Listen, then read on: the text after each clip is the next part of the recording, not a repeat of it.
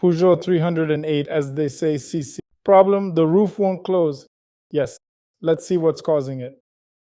Left rear window isn't working. This is how the motor runs. One way it's fine, other way it stops after a quarter turn.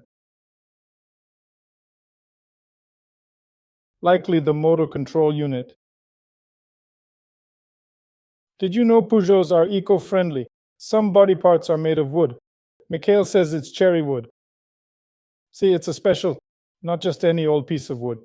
Must be a Longeron, right, Mikhail? Probably yes. Well, it is a Peugeot after all.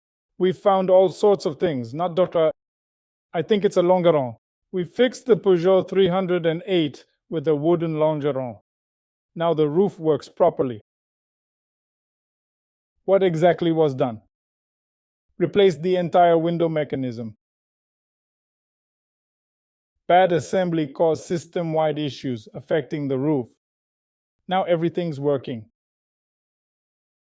Did seasonal maintenance too, recommended before winter.